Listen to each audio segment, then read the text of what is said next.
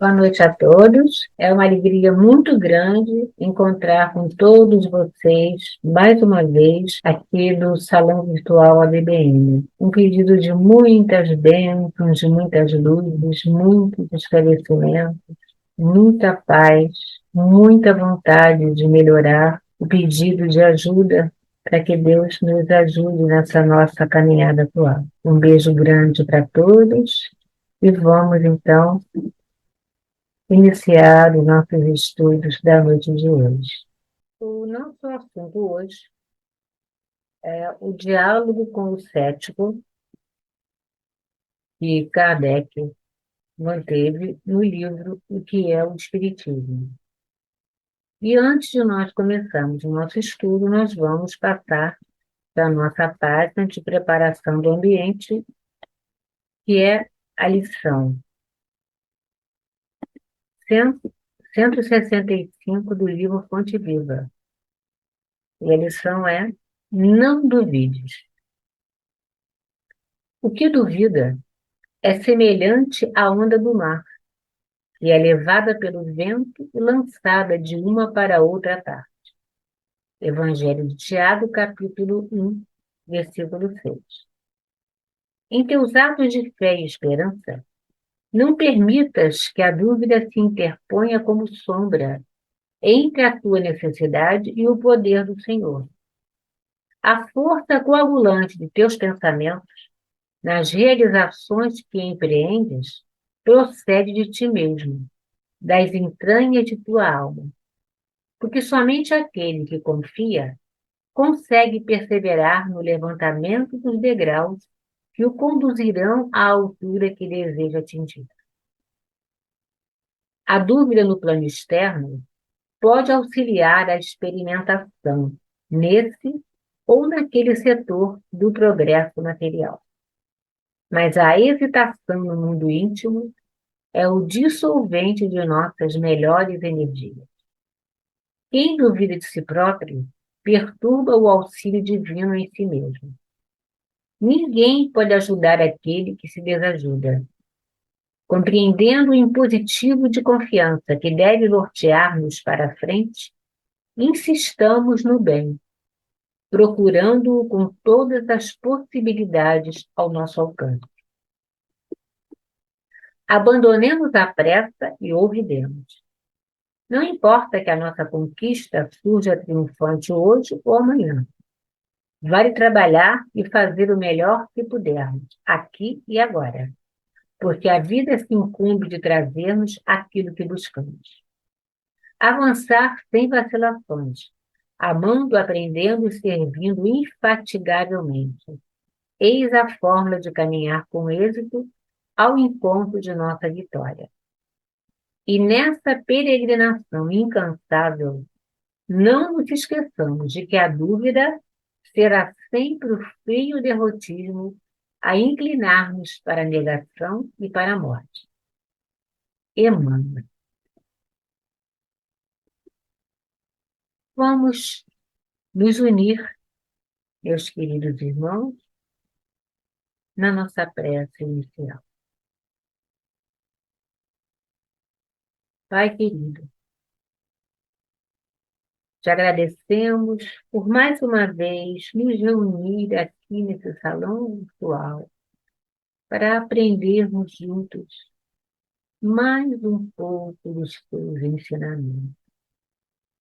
E com sua ajuda e a dos teus mensageiros da luz, possamos estar receptivos, com os corações abertos, prontos para captar, para receber, assimilar e colocar em prática, pelo menos um pouquinho, de tudo aquilo que o Senhor nos ensina todos os dias. Que o Senhor abençoe esse momento na vida de todos nós.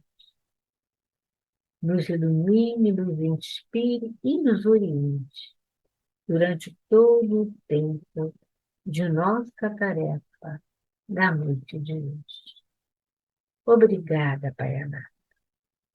depois hoje. Assim seja, assim. Graças a Deus. O livro que é o Espiritismo, ele foi publicado em 1859 em Paris, logo após a publicação do Livro dos Espíritos. E em junho desse ano agora, ele completou 164 anos. Com essa obra, Kardec tinha como objetivo apresentar a doutrina espírita de uma forma mais esclarecida, mais organizada, para aquelas pessoas que ainda não a conheciam. E o livro é dividido em 3 capítulos. O primeiro são os diálogos mantidos por Kardec com um crítico, um cético e um padre, onde Kardec traz os conceitos básicos da doutrina espírita. O segundo capítulo, Kardec faz um resumo do Livro dos Médiuns e ele apresenta tópicos da ciência prática e experimental, fazendo com que as pessoas entendam com mais facilidade aqueles que estão começando a conhecer o Espiritismo. E o terceiro capítulo traz o resumo do Livro dos Espíritos, onde são abordadas as soluções para problemas do cotidiano, né? Onde tem as dificuldades, os obstáculos de origem psicológica, de origem moral e filosófica.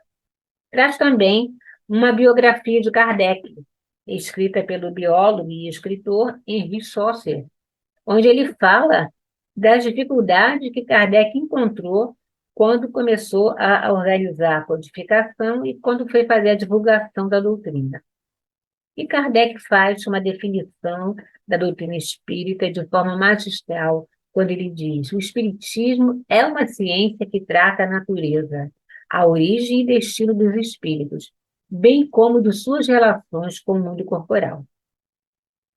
E quando Kardec estava começando a fazer a codificação da doutrina, o mundo estava voltando sua atenção para os fenômenos, dito fenômenos espíritas. E o escritor Paulo Castanheira, que é integrante da equipe Café com Kardec, escreveu um artigo em agosto de 2020, onde ele diz que as pessoas que acham que só se encontram grandes ensinamentos naqueles livros grandes, volumosos, cheios de páginas, é porque ainda não conhecem o livro que é o Espiritismo, que é um livro pequeno, mas que traz elucidações essenciais para que se possa entender a doutrina espírita, e que 3 ensinamentos devem ser ressaltados. O primeiro, quando Kardec traz no prefácio, que o Espiritismo é, ao mesmo tempo, uma ciência de observação e uma doutrina filosófica. Como ciência prática, consiste nas relações que se podem estabelecer com os espíritos. Como filosofia, compreende todas as consequências morais que decorrem dessas relações.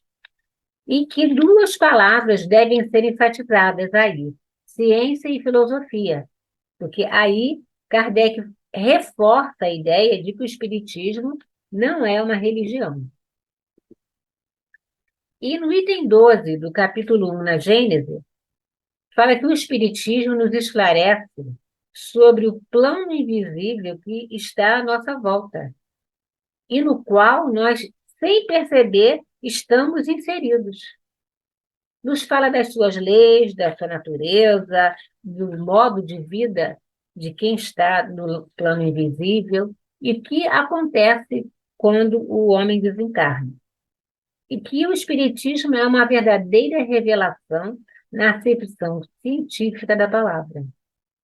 A ciência estuda as leis do princípio material, e o Espiritismo tem como objetivo principal conhecer as leis do princípio espiritual.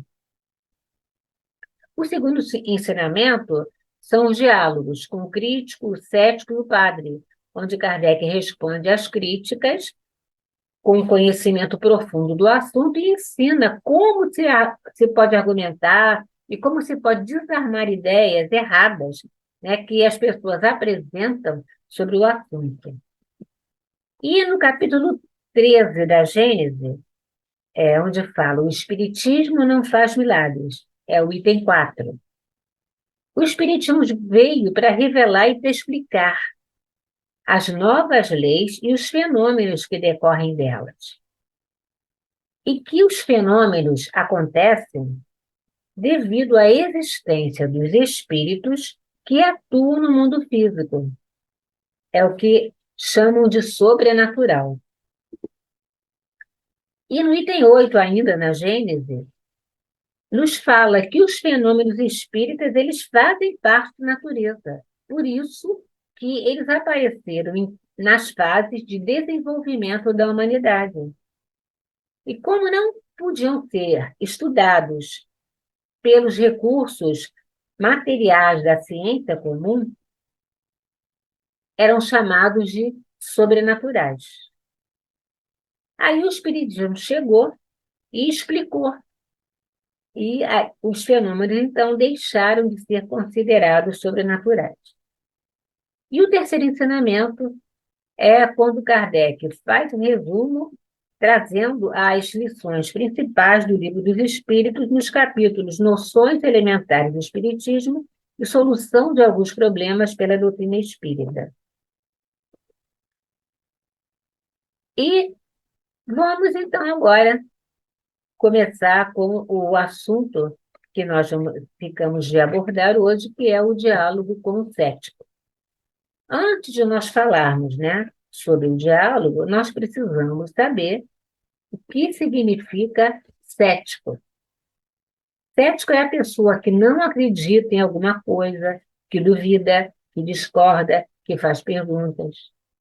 E quando Kardec chegou ao fim do diálogo que ele manteve com o crítico, ele disse que quem estivesse realmente interessado em conhecer e entender a doutrina espírita precisava, antes, ler as obras, refletir sobre elas. Dessa forma, eles estariam aptos a entender o que estava sendo apresentado e explicado sobre os fenômenos. E o cético concorda com Kardec, dizendo que ele não é nem contra e nem a favor do espiritismo, e que o espiritismo realmente é um assunto de profundo interesse dele.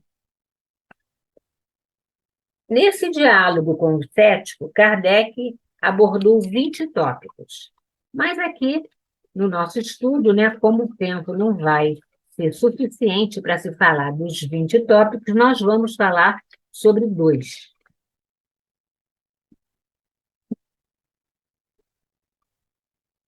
O primeiro que nós vamos falar é o 8º tópico. Não basta que os incrédulos vejam para que se convençam. E a pergunta do cético é: por que os espíritos não obedecem à vontade dos incrédulos quando estes lhes pedem que façam com que determinado fato aconteça? E Kardec responde dizendo que não é assim que as coisas acontecem, de acordo com a vontade de quem está perguntando. Quando a pessoa quer essa resposta? Porque os espíritos eles não estão à disposição de ninguém para receber ordens. Então, eles trazem as comprovações, as explicações, no momento em que eles percebem que se faz necessário. E também quando observam o empenho, o esforço e o merecimento das pessoas que estão perguntando. E Kardec explica, ele dá como exemplo o pesquisador dos hábitos dos animais. Quando ele quer saber alguma coisa, ele não manda o animal fazer isso ou aquilo. Ele sabe que o animal não vai fazer, né? Ele não vai ser obedecido. Então, ele parte da observação do comportamento daquele animal, ele estuda, ele anota, ele reflete, ele conclui.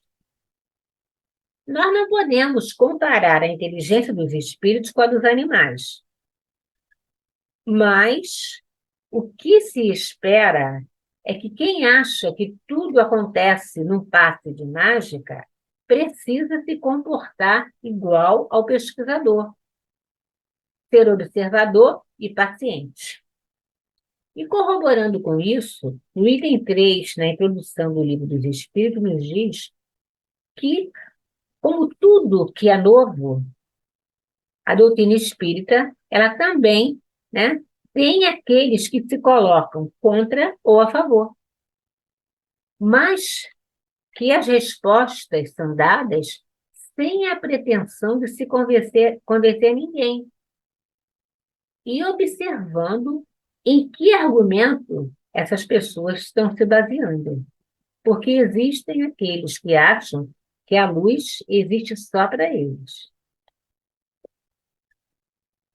Embora os céticos estejam diante de evidências, eles não são convencidos e explicam do seu jeito aquilo que estão vendo.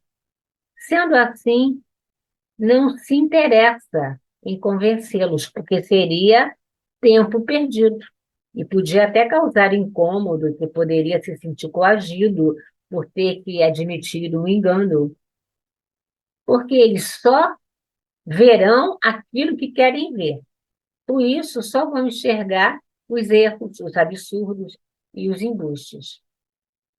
Sendo assim, é melhor que digam, que pensem que não se pode ou não se quer mostrar nada, ou eles mesmos não estão vendo nada.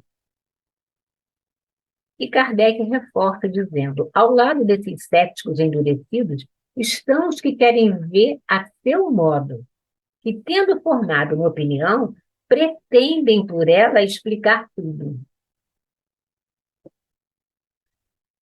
E eles não admitem que os fenômenos aconteçam de uma forma diferente daquelas que eles estão querendo. E eles não têm as condições adequadas para verem o que querem ver e no momento em que querem ver. E na introdução do Livro dos Espíritos diz que as nossas respostas serão dadas para aqueles que têm boa fé, que não têm ideias pré-concebidas e que realmente demonstrem que querem aprender. Mas ocorreu que o fenômeno não respondeu sempre à sua espera. E porque não se produziu constantemente e porque não se produziu à sua vontade, e segundo o seu método de experimentação, concluíram pela negativa. Ora, para conhecer essas leis, é preciso estudar as circunstâncias nas quais esses fatos se produzem. E esse estudo não pode ser senão o fruto de observação firme, atenta e frequentemente durável. Embora não sejam obrigados a acreditar, precisam se colocar à disposição para observar de uma forma verdadeira e de boa fé, sem opiniões pré-concebidas e sem comparações. E precisa ter disposição e ser paciente para esperar e para observar. E essa é uma atitude que se recomenda também para as pessoas que simpatizam com a doutrina espírita, porque desta forma estarão demonstrando que suas opiniões não são formadas de forma leviana, mas sim a partir de comprovação. E se não estiverem em condições de se comportarem de forma consciente e paciente, não tem obrigação nenhuma de se preocuparem com esses assuntos. E vamos, então, agora para o 14º tópico. E a pergunta do cético é: qual a diferença entre os bons e maus espíritos e os honestos? Ao desencarnar, os espíritos livres das alterações físicas e também dos erros cometidos quando encarnados, desencarnou, já fica iluminado? E aí Kardec responde que quando o espírito desencarna, ele não vai sofrer mais o que estava sentindo de doenças no corpo físico, mas que as suas imperfeições morais continuam. E conforme as imperfeições morais que eles apresentam, eles serão moral e intelectualmente mais elevados ou menos. E por não terem o corpo físico, isso não significa que eles sejam mais adiantados. E no Livro dos Espíritos, na questão 149, explica um pouco mais sobre o assunto. O que acontece com a alma quando o corpo físico morre? E a resposta é que volta ao mundo espiritual como espírito que é. E que, é, se falar que a elevação do desencarnado é rápida e instantânea, é o mesmo que se admitir que o espírito que se esforçou para melhorar e se instruir, quando ele desencarnou, ele será considerado no mesmo nível de um espírito primitivo e indisciplinado, que não estudou nem nada. E que o progresso espiritual, ele acontece de forma lenta e gradativa, um passo de cada vez, de acordo com as condições que o espírito apresenta. E conforme a sua elevação moral, será a percepção das coisas, que pode ser melhor do que quando estava encarnado, ou pode permanecer totalmente errada e distorcida, porque ainda está preso às coisas materiais. E que é preciso que reencarne mais vezes, porque esse tempo das suas reencarnações e os desafios pelos quais ele passar é que vão ensiná-lo. Que essas informações, elas chegam através dos relatos dos espíritos, nas suas comunicações, das experiências dos desencarnados. É, pois, um princípio elementar do espiritismo que existem espíritos de todos os graus de inteligência e de moralidade. Nas questões 114 e 115, pergunto: os espíritos já são criados bons ou maus, ou melhoram por si mesmos? Os espíritos realmente melhoram pelo seu esforço. E é dessa forma que eles irão alçar a uma ordem superior, a um patamar superior ao que se encontra. Ao serem criados por Deus, eles são simples e ignorantes. Isso quer dizer que ainda não passaram por experiências e ainda não adquiriram conhecimentos. No momento de sua criação, recebem de Deus um planejamento, um guia, né, um passo a passo para que obtenham esclarecimento, para que consigam se aprimorar e assim um dia chegarem ao nível de perfeição. Mas para que atinjam esse nível, os espíritos precisam concordar, aceitar o que Deus está propondo, as provas, né, as lições, o aprendizado através de desafios propostos por Deus. Quem aceita essas condições avança mais rapidamente na sua evolução.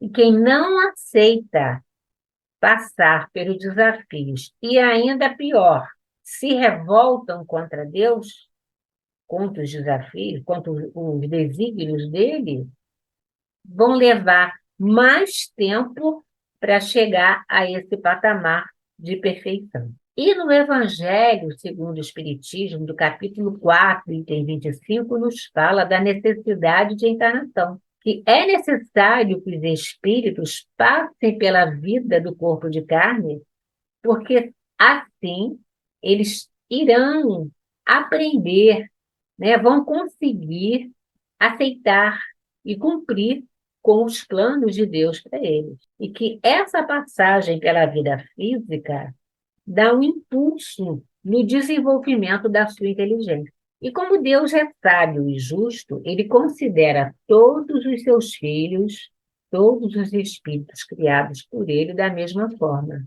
Por essa razão, ele concede a todos, da mesma forma, um mesmo ponto de partida, a mesma aptidão, as mesmas obrigações a cumprir e a mesma liberdade de agir. E na questão 280 do Livro dos Espíritos, a pergunta é: qual a relação existente entre os bons e maus? Os bons espíritos, eles procuram auxiliar os que ainda não se elevaram para que eles consigam se desvencilhar das suas más inclinações. E a outra pergunta é: se além de trabalhar por seu próprio aprimoramento, os espíritos têm alguma outra tarefa a cumprir? Os espíritos não param. No plano espiritual, eles continuam o seu trabalho. E, como não tem o corpo físico, não tem o desgaste, né? Não tem cansaço, não tem estresse, não tem ansiedade. E eles cumprem com o planejamento de Deus, trabalhando para trazer harmonia para o universo, recebendo as ordens, transmitindo para todo o universo e cuidando para que essas ordens sejam cumpridas. Na questão 630, pergunta: como podemos diferenciar o bem do mal? O bem é tudo aquilo que está de acordo com a lei de Deus. O mal é aquilo que está contra a lei de Deus. Quando se faz o bem, estamos aceitando os desígnios, as leis de Deus. Quando se faz o mal, é um ato de desobediência à lei de Deus. E na questão 843 pergunta: o ser humano tem livre-arbítrio de suas ações? Sim. Tem liberdade para pensar, tem liberdade para agir. E se não tivesse o livre-arbítrio, o homem seria uma máquina. E uma outra pergunta do sétimo: por que não há perfeição em todos os espíritos? Eles foram criados por Deus em diferentes níveis? E Kardec responde com uma outra pergunta. É o mesmo que se perguntar por que todos os alunos de uma escola não estão cursando a mesma coisa, não estão fazendo o mesmo curso. E todos vão ter o seu dia de formatura. Um dia eles vão se formar, vão se graduar. Apesar de que existam as diferenças individuais de inteligência, de nível de aprendizagem. E como não tem as mesmas condições, não tem as mesmas preferências, vão ter escolhas diferentes. E não há permissão, porque os espíritos são as almas dos encarnados que, por sua vez, ainda não são perfeitos. E os seres encarnados, eles não são perfeitos porque são os espíritos que também ainda não são perfeitos, que estão reencarnados e se encontram em diferentes patamares de adiantamento. E isso nos mostra a interligação, a intercomunicação entre os dois planos da vida, o material e o espiritual. E na questão 123, pergunta: por que Deus deixa que os espíritos prefiram o caminho do mal?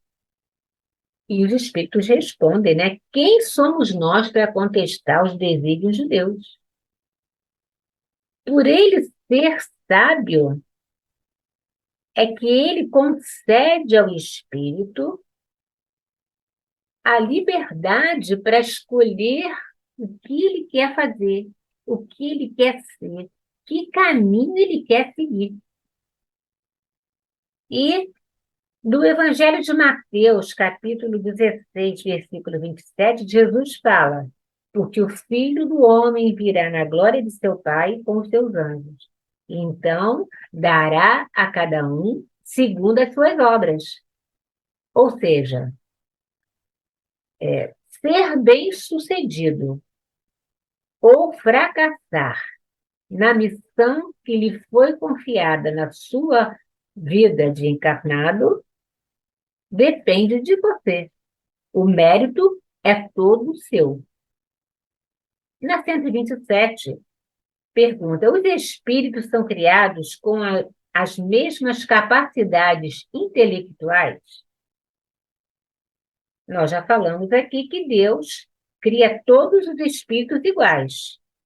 Mas como ainda não vivenciaram experiências e não adquiriram conhecimentos, para desenvolver o seu intelecto e terem o seu aprimoramento moral, dependerão do uso que fizerem da sua liberdade de escolha, do seu livre-arbítrio. E voltando ao Kardec responde ao cético, ele diz que existem espíritos que já estão praticando o bem, que já chegaram a um determinado nível de elevação espiritual e que auxiliam os encarnados a serem esclarecidos, a buscarem o caminho do bem, a se esforçarem pelo seu burilamento moral. Espíritos elevados ou ainda não elevados, todos têm alguma coisa de aprendizado para nos passar. Temos lições a aprender com todos. Porque todos os tipos de espíritos desencarnados, eles têm informações sobre essa questão de iluminação imediata ao desencarnar. E Kardec reforça dizendo: quanto aos erros que se podem originar da divergência de opiniões entre os espíritos, eles aparecem por si mesmos. À medida que se aprende a distinguir os bons dos maus, os sábios dos ignorantes, os sinceros dos hipócritas, absolutamente como se dá entre nós. Então, o bom senso repelirá as falsas doutrinas. E nas questões 909 e 911 perguntam: o homem tem condições de sempre sair vencedor sobre suas más tendências por seu próprio esforço? Sim, ele tem. Há momentos em que seria necessário só um pouquinho de esforço. Mas o que realmente está faltando é a disposição para se esforçar. Poucos são aqueles que querem fazer esse esforço. Porque não basta só falar que quer. Quero vencer minhas más tendências. Não quero mais fazer coisas erradas. Além de dizer, é preciso fazer. Então, eu preciso agir. É preciso fazer com que as coisas aconteçam. E o cético pergunta novamente. Ele diz que costuma basear sua observação pela ótica da ciência e pelo depoimento dos espíritos. Diz ainda que não é possível se acreditar nos espíritos diante de tantas diferenças que existem entre eles. Como não estão no mesmo patamar intelectual e moral, eles não têm o domínio de todos os conhecimentos. E como não temos como saber quem sabe e quem não sabe, quem está errado, quem tem razão, tanto faz perguntarmos aos desencarnados ou aos desencarnados, aos encarnados ou aos desencarnados. E aí Kardec diz o seguinte: e pensar dessa forma é demonstrar que não se sabe, não se conhece realmente o verdadeiro significado do Espiritismo. Aquele que acha que o Espiritismo é um oráculo a ser consultado, ele está muito enganado. Porque, como já dissemos aqui, os espíritos não estão disponíveis para fazer a vontade de ninguém, para atender as pessoas quando elas desejarem. Não é assim que funciona. E Kardec acrescenta que para que se obtenha as respostas, os esclarecimentos que se deseja, é preciso ler as obras, estudar, observar e entender o que é necessário que se faça para se atingir esse conhecimento. Porque Deus quer que trabalhemos, que o nosso pensamento se exercite. E só por esse preço vamos adquirir a ciência. Os espíritos não vêm nos libertar dessa necessidade. Eles são o que são. O espiritismo tem por objetivo estudá-los, a fim de que, por analogia, fiquemos sabendo o que seremos um dia. O espiritismo não é para se brincar de adivinhação, de consulta à pitonisa, à sacerdotisa, que vá prever o futuro ou que vá revelar fatos, acontecimentos que ainda não devem ser revelados. E Kardec ainda diz que é preciso tomar cuidado em decepções acarretadas pelas revelações falsas dos espíritos levianos. E o espiritismo é uma ciência de observação, não é uma arte de adivinhar e de especular. E que nós estudamos o espiritismo para conhecer as suas minúcias, as particularidades do mundo invisível. Que elos nos unem a esse plano? Como eles agem no mundo físico de uma forma que a gente nem percebe? E que não há intenção de se estudar o espiritismo para obter vantagens do plano material. E, reforçando o que já foi dito aqui, Kardec fala que com todos os tipos de espíritos, sempre há algum aprendizado para a gente ter. Através das imperfeições, das falhas, da ignorância dos assuntos, se aprende observando o comportamento, se instrui sobre os seus hábitos, seus costumes no plano invisível. Com os espíritos mais elevados, vamos receber ensinamentos, aquilo que é possível, necessário e que está na hora de ser revelado, de ser trazido para cada pessoa. E que se deve aceitar aquilo que é revelado, naquele limite, não ficar querendo buscar mais. Porque se a gente passar do limite que é permitido para trazer as informações, vai se expor aos espíritos brincalhões, galhofeiros, né, que estão ali prontos para falar qualquer coisa, qualquer assunto, de qualquer jeito. Então, chegamos ao final do nosso estudo, concluindo com uma mensagem de Bezerra de Menezes, do dia 30 de junho de 2011. É uma prece de agradecimento. Bendizei. Bendizei a presença divina junto a vós, que vos acalenta e vos ampara sempre, sustentando-vos em vossos apelos. Bendizei a misericórdia celestial, que move infinitos recursos para que possais cumprir os deveres acordados com os vossos guias antes de receberes o corpo de carne.